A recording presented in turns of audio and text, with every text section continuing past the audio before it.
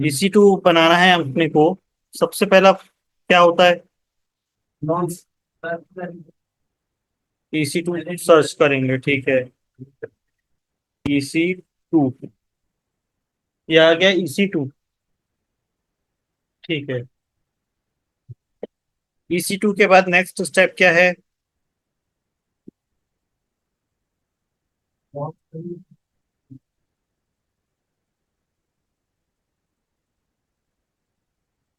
EC2 के बाद हम सबसे पहले जाते हैं लॉन्च इंस्टेंस, ठीक है।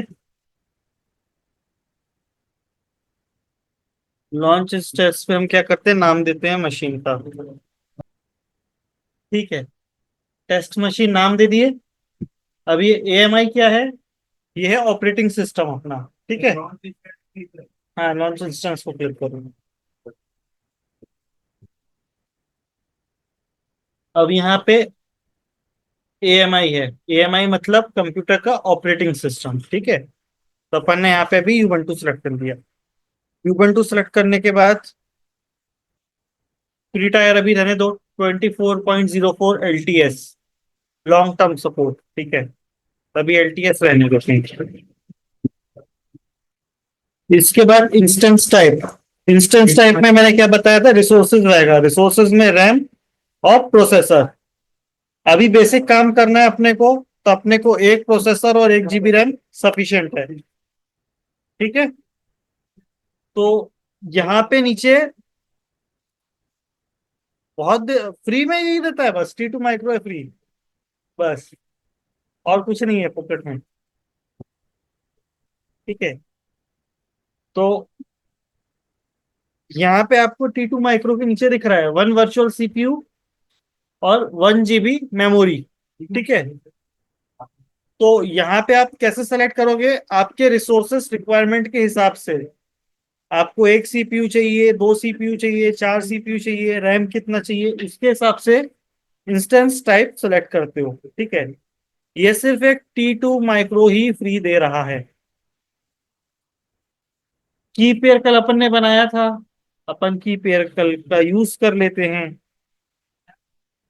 आप लोग नया बनाए थे, नया बना सकते हो। नया कैसे बनाओगे? क्रिएट न्यू की पेयर, यहाँ पे नाम दोगे, RSS सेलेक्ट करोगे। मशीन के नाम के हिसाब से नाम दो यहाँ पे। उसके बाद प्राइवेट की सेलेक्ट करना है। प्राइवेट की क्या होता है बताया था ना कल मैंने। कौन सा वाला एग्जांपल लिए थे अपन? कंप्यूटर बैंक के लॉकर वाला एग्जांपल लिए थे। नाम कर सकते हो, टेस्ट अंडर नाम अंडरस्कोर मशीन का नाम डाल सकते हो, वो ले लेगा, कोई इशू नहीं रहता। ठीक है। ईपीआर में फिर आप प्राइवेट की फाइल फॉर्मेट आप सेलेक्ट करते हो। आप पैम पे जा रहे हो या PPK पे जा रहे हो। ठीक है। पैम किसके लिए था और PPK किसके लिए था? याद आया?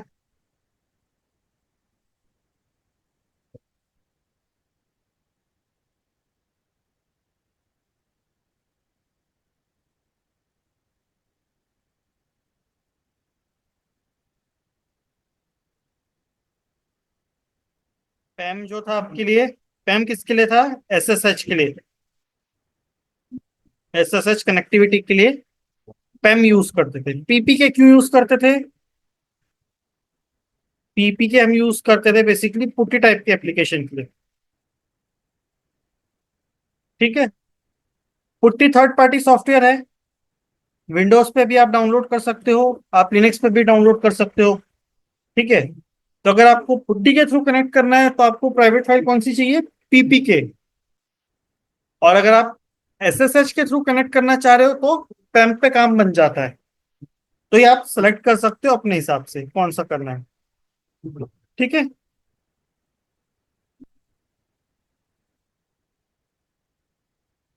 इसके बाद की पेयर पे जैसे क्लिक करोगे, क्रिएट की पेयर, वो डाउनलोड कर देगा की पेयर। ठीक है। उसके बाद क्या बताया था यहाँ पे नेटवर्किंग वाले पार्ट में?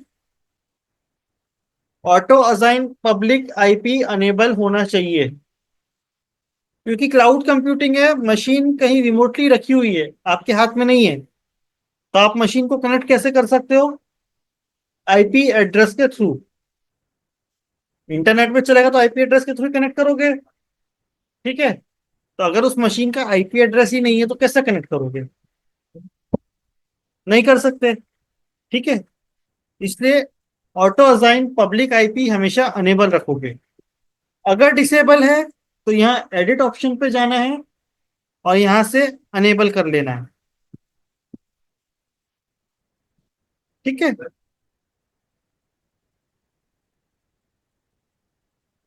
कौन सा IP address? Auto assign public IP on रखना है आपको। ठीक है। अगर ऑफ है तो ऊपर देखो, आपको एडिट का बटन दिख रहा होगा, वहां पे जाओगे तो ऐसा पेज खुलेगा। इस पेज में ये ऑटो असाइन पब्लिक आईपी हो सकता है डिसेबल्ड हो, तो इसको अनेबल करना है। ठीक है, क्योंकि रिमोट मशीन है तो आईपी एड्रेस के बिना कनेक्ट नहीं कर पाओगे। सिक्योरिटी ग्रुप क्या होता है? ये फायरवॉल है, कौन से पोर्ट नंबर पे एक्सेस देना है नहीं देना है ये डिसाइड करेगा। तो यहाँ पे आप क्रिएट कर सकते हो या फिर जो पहले से क्रिएटेड है वो भी यूज कर सकते हो। जैसे ये पहले से क्रिएटेड है, लॉन्च विजार्ड 2, तो मैं इसको सेलेक्ट कर सकता हूँ। हाँ, नाम डाल सकते हो। अगर आप क्रिएट कर रहे हो ना, तो यहाँ पे जैसे लॉन्च विजार्ड 3 आ रहा है, यहाँ पे आप अपना नाम भी डाल सकते हो, कोई दिक्कत नहीं है। नाम तो बनाना पड़ेगा बिल्कुल। ठीक है। अब प्रोसेसर हो गया, रैम हो गया, अब क्या बचा? Hard disk. हाँ, तो ये जो एड सिक्योरिटी ग्रुप है ना, यहाँ पे बेसिकली डालते हो कौन सा पोर्ट नंबर आपको अलाउ करना है। ठीक है। और यहाँ सोर्स पे क्या डालोगे? सोर्स टाइप पे एनीवेयर डालोगे, और सोर्स पे 0000, ये इंटरनेट डिनोट करता है। कुछ नहीं डालना, डिस्क्रिप्शन छोड़ सकते हो, कोई दिक्कत नहीं है। अब स्टोरेज कॉन्फ़िगर करना है। स्टोरेज को क्या बोलते हैं? वॉल्यूम। वॉल्यूम भी बोलते हैं और हार्ड डिस्क भी बोलते हैं। तो बाय डिफॉल्ट ये आपको देता है, एक हार्ड डिस्क देता है 8 GB की। एक हार्ड डिस्क 8 GB की दे रहा है। अब आप इसको बढ़ा भी सकते हो, बट मिनिमम आपको 8 GB रखना है। 8 GB से कम नहीं कर सकते। अगर मैं यहाँ पे 7 कर देता हूं तो देखो, volume is smaller than snapshot, it must be at least 8। तो 8 GB आपको एटलीस्ट देना है। मैं अभी 10 GB दे रहा हूँ। ठीक है। तो क्या बोल रहे हैं, इस लाइन का मतलब हुआ कि भैया आपको एक हार्ड डिस्क दे रहा है 10 GB की। ठीक। अब क्या करोगे? ये चीज हो गई। और हार्ड डिस्क भी उसमें आप अटैच कर सकते हो। एडवांस पे भी कुछ नहीं करना है, एडवांस अभी छोड़ दो, एडवांस आगे पढ़ेंगे क्या चीज है इतनी। ठीक है। ये सब हो गया। अब इसके बाद एक चीज क्या है? Number of instance. मतलब भैया आपको कितनी मशीन चालू करनी है? 2, 4, 10, 20? अभी अपन एक ही मशीन चालू कर रहे हैं, तो इंस्टेंस में 1 ही रहने दोगे। ठीक।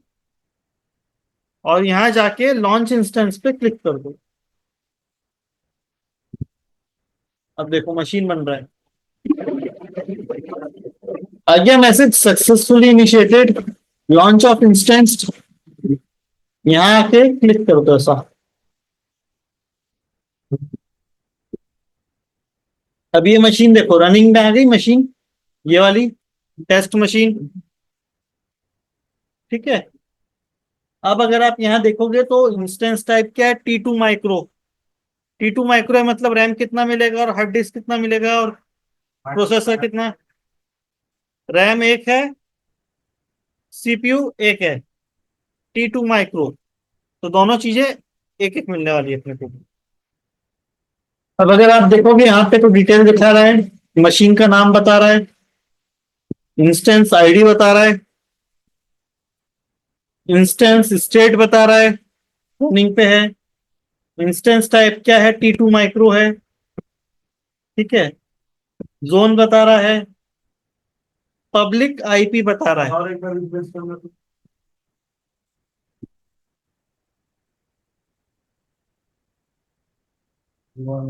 हाँ, टाइम लेता है वो सेहत बचा रहा है आपकी। 2 of 2 चेक पास्ट। डॉक्टर के पास जाते हो ना,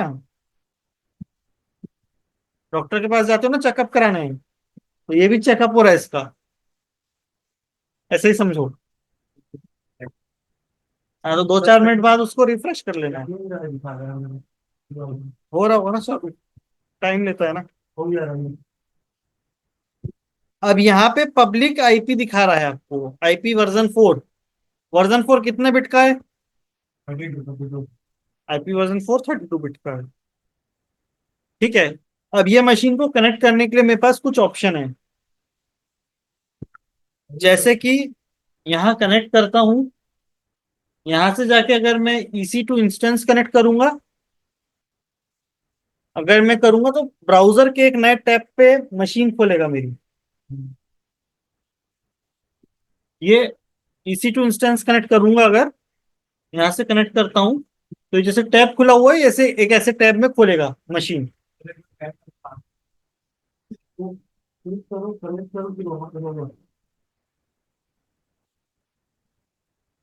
यहां से मशीन को सेलेक्ट किए, सेलेक्ट करके कनेक्ट पे क्लिक किए, ये आ गया। कल अपन ऑप्शन देखे थे EC2 इंस्टेंस कनेक्ट, कल इससे कनेक्ट किए थे। आज एक काम करते हैं, जैसा सच क्लाइंट के थ्रू कनेक्ट करके देखते हैं। इसको कनेक्ट करने के लिए मेरे को सबसे पहले क्या चीज की रिक्वायरमेंट है? मेरी की मैंने कल कहाँ डाली थी करके?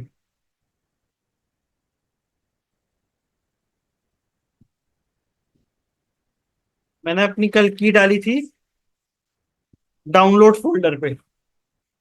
ठीक है, मैंने कल अपनी की डाउनलोड फोल्डर पे डाली। सर एक बार की बन जाए तो उसका पूरा डाटा ही हाँ, उसको यूज कर सकते हो, या तो नई की बनाओ या उसको यूज कर सकते हो। अब मेरी की बनी है, मेरी की कहाँ बनी है? डाउनलोड फोल्डर पे।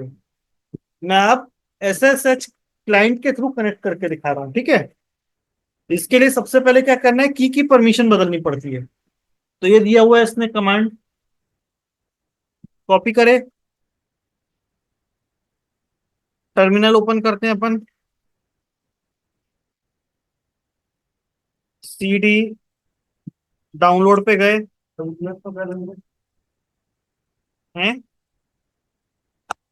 विंडोज पे कर रहे हो तो विंडोज के लिए कमांड प्रॉम्प्ट खोलना पड़ेगा। ठीक है, ये हो गया। परमिशन हो गया, परमिशन दे दी मैंने 400। ठीक है, परमिशन 400 दी है। अब इसके बाद मैं सीधे इसको कनेक्ट करना चाह रहा हूँ, मशीन को डायरेक्ट कनेक्ट करूंगा। की का यूज कर सकते हैं, की का यूज अब कर रहे हैं कनेक्ट करने के लिए। तो कमांड क्या किया? 400 परमिशन सेट कर रहे हैं, 400।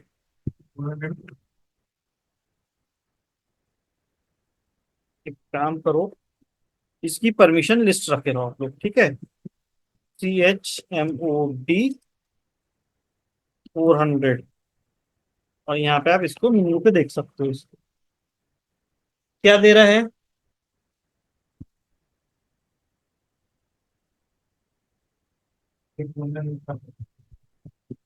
ठीक है, क्योंकि सिक्योरिटी परमिशन रखनी है ना, वो आप हर किसी को दो दो और वो हर कोई एक्सेस कर जाए आपका सिस्टम, नुकसान ही है।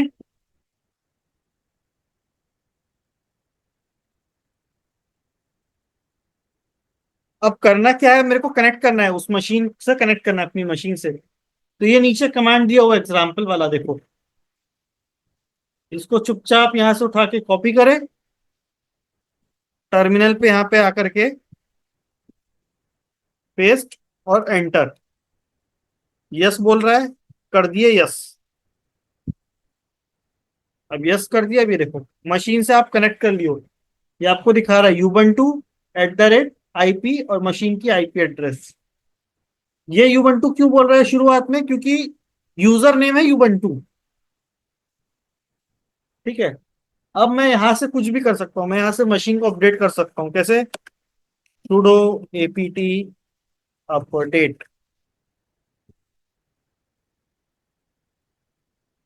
अभी अपडेट का कमांड चलाया हूं, लेकिन कौन सी मशीन अपडेट हो रही है? क्लाउड में जो लगी हुई है मशीन यूबंटू की, वो अपडेट हो रही है। मेरा डेस्कटॉप ओएस अपडेट नहीं हो रहा है अभी। अपडेट हो गया। अपग्रेड भी करते हैं। अपग्रेड करने के लिए क्या कमांड लगाते हैं? सुडो एपीटी अपग्रेड, है ना? अपडेट करना है तो अपडेट लिखोगे, अपग्रेड करना है तो अपग्रेड लिखोगे। Sudo APT upgrade.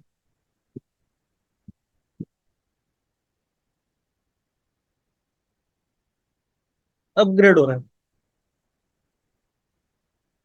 अपडेट करोगे तो रिपॉजिटरी अपडेट करता है, अपग्रेड करोगे तो ओएस का भी जो अलग से रिपॉजिटरी है, जो उसका फीचर्स आया है नया, वो अपग्रेड कर देगा।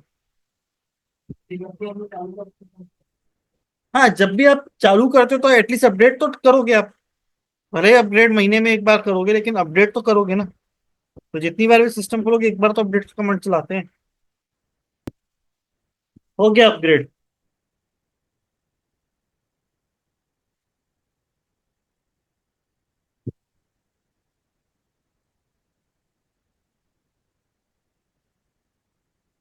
अगर मैं यहाँ पे ऐसे कुछ करूं, sudo apt install apache 2 -y, Apache 2 server install हो रहा है।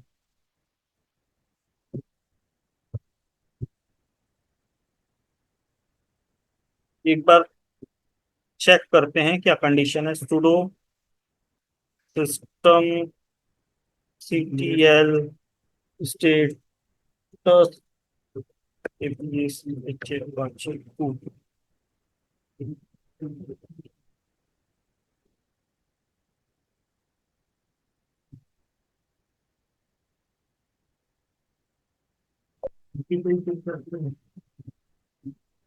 सर्वर रनिंग है, ये सर्वर रनिंग दिखा रहा है मेरे को।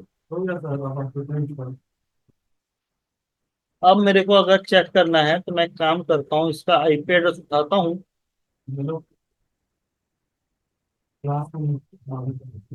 नया टैब खोलता हूँ और यहाँ पे डालते हैं।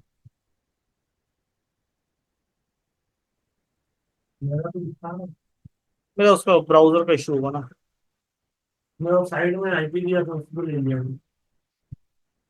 हाँ, वही आईपी मैंने भी दी है, बट मेरा सिर्फ ब्राउजर का इशू है। मेरे को दूसरा ब्राउजर यूज करना पड़ेगा।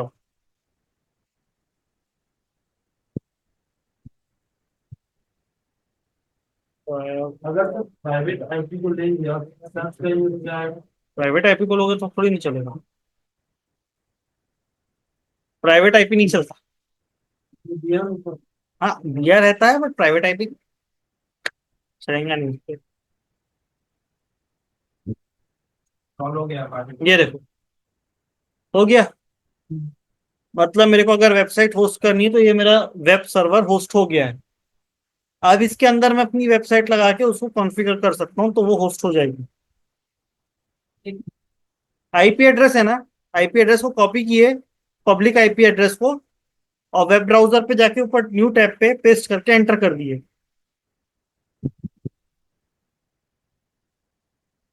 अगली सर्विस एडब्ल्यूएस की जो पढ़ रहे हैं अपन, वो पढ़ रहे हैं S3। S3 मतलब सिंपल स्टोरेज सर्विस। है S1 S2 कुछ नहीं। ये लोग को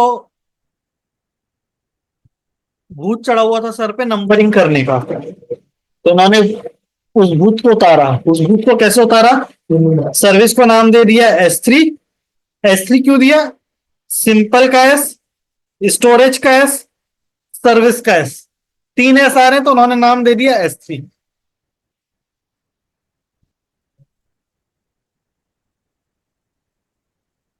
अब इस S3 को हम लोग बकेट भी बोलते हैं। एक कपड़े धोने वाली बकेट नहीं है, दूसरी बकेट है, ठीक है। S3 को बकेट भी बोलते हैं। ये S3 जो है, इसको अगर आप कंप्यूटर की भाषा में समझो तो मशीन का जो एक्सटर्नल हार्ड डिस्क होता है वो बोल सकते हो आप।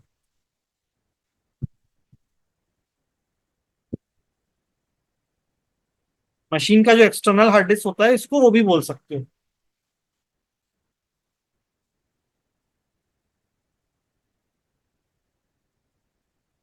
अब यहाँ पे कुछ पहले डिफरेंस समझ लो, ठीक है। एक आता है EBS और एक आता है S3।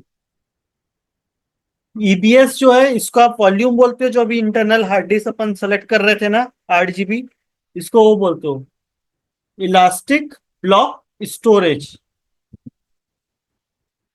इलास्टिक ब्लॉक स्टोरेज, ठीक है, इसका फुल फॉर्म है। और इसका फुल फॉर्म क्या है?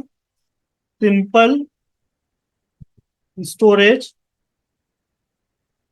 सर्विस।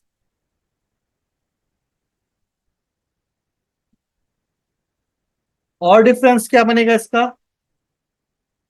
इलास्टिक ब्लॉक स्टोरेज जो है ये कंप्यूटर की इंटरनल हार्ड डिस्क है।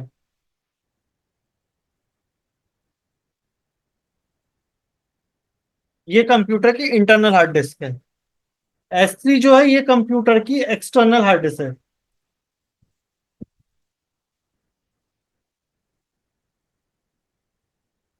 ठीक है।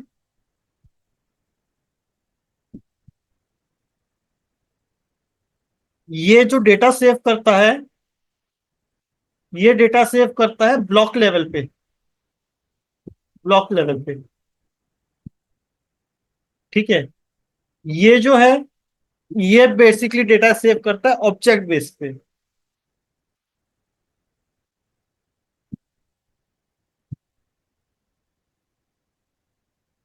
अब ये क्या है ब्लॉक लेवल ऑब्जेक्ट लेवल? इसका एक एग्जांपल लो। कंप्यूटर की जो इंटरनल हार्ड डिस्क आती है, आपके कंप्यूटर या लैपटॉप की जो इंटरनल हार्ड डिस्क आती है, उसमें क्या कर सकते हो? फाइल्स भी रख सकते हो। उसके अंदर आप सॉफ्टवेयर भी इंस्टॉल कर सकते हो, ठीक है। बट जो एक्सटर्नल हार्ड डिस्क आती है इसके अंदर आप फाइल तो रख सकते हो, इसमें क्या सॉफ्टवेयर इंस्टॉल कर सकते हो? एक्सटर्नल हार्ड डिस्क नहीं होगा, है ना। तो उस पे नहीं हो सकता, इस पे भी सॉफ्टवेयर इंस्टॉल नहीं हो सकता। ये S3 आएगा। S3 को एक्सटर्नल बोलते हैं। ये ये कैटेगरी बनती है S3।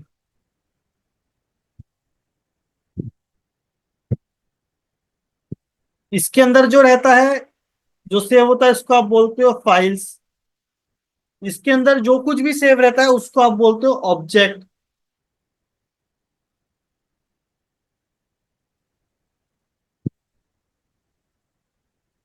ठीक है। इनिशियली आपको 8 GB का हार्ड डिस्क ये देता है इंटरनल। बट अगर आप ये हार्ड डिस्क बढ़ाओगे, 8 GB का एक हार्ड डिस्क हो गया, अब एक 10 GB की हार्ड डिस्क बनाए, तो ये इस 10 GB का भी पैसा लेगा।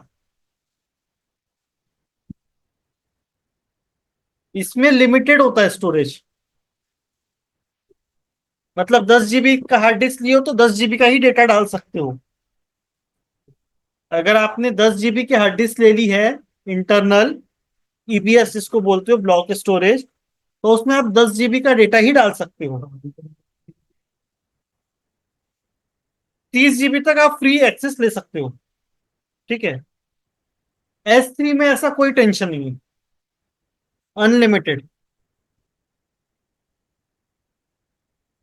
अनलिमिटेड। मैं S3 के अंदर 5 TB तक की भी फाइल अपलोड कर सकता हूं। और ये मेरे को करने देगा अपलोड। 5 TB क्या होता है? 5 TB बहुत बड़ा स्टोरेज है। ठीक है। कंडीशन, अब कंडीशन भी सुन लो। कोई भी चीज बिना कंडीशन के नहीं चलती है, ठीक है। कंडीशन ये है कि मैं एक पर्टिकुलर अमाउंट से ज्यादा बड़ी फाइल अगर दूंगा, एक एग्जाम्पल लो कि अगर मैं 10 GB से ज्यादा बड़ी फाइल लेता हूं इसमें अपलोड करने के लिए, तो ये क्या करेगा, वो जो बड़ी फाइल है उसको छोटे छोटे पार्ट में डिवाइड कर लेगा, और छोटे पार्ट में डिवाइड करके S3 बकेट के अंदर अपलोड कर देगा। और वहां पे अपलोड करने के बाद ये सारी फाइल्स को जोड़ के वापस से एक ओरिजिनल फाइल बना लेगा।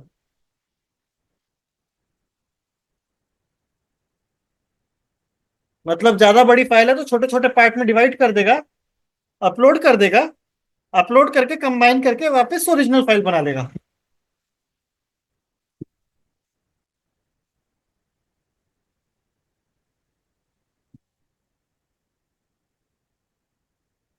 इस S3 के अंदर आप फाइल्स रख सकते हो,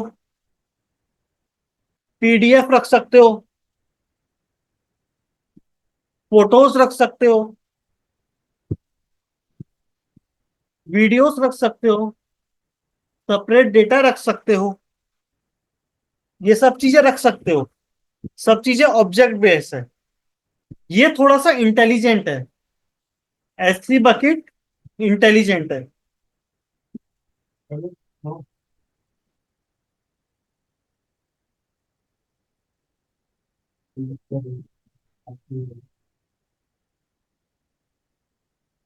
अब इसको इंटेलिजेंट बोलने का रीजन क्या है? S3 बकेट में अगर बोल रहा हूं इंटेलिजेंट है, तो S3 बकेट को इंटेलिजेंट बोलने का रीजन क्या है? किसी के दिमाग में आया ये चीज? क्यों इसको इंटेलिजेंट बोल रहे हैं? कैसे? लिमिटलेस वो अलग बात है, इंटेलिजेंट क्यों बोल रहे हैं? कोई आइडिया किसी को?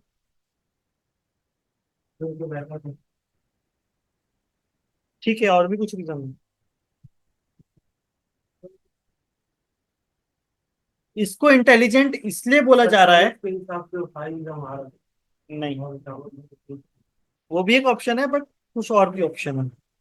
इसको इंटेलिजेंट इसलिए बोला जा रहा है क्योंकि ये इतना कैपेबल है कि एक स्टैटिक वेबसाइट को खुद ही होस्ट कर सके। इसको कोई EC2 की जरूरत नहीं पड़ेगी। अगर आपकी स्टैटिक साइट है तो ये खुद ही बंदा स्टैटिक साइट होस्ट कर लेगा। वहां पे आपको कोई सर्वर लगाने की जरूरत नहीं है, इसके अंदर फाइल डाल दो। ठीक है, मेंशन कर दो कौन सी, index.html फाइल, और इसका एक ऑप्शन आता है, होस्टिंग अनेबल कर दो इसकी, बस। अब आपको कोई EC2 कोई सर्वर डालने की जरूरत नहीं है, स्टैटिक साइट तो ये अकेला होस्ट कर लेता है। इतना कैपेबल होता है S3 बकेट, इसलिए भी इसको इंटेलिजेंट बोला जाता है।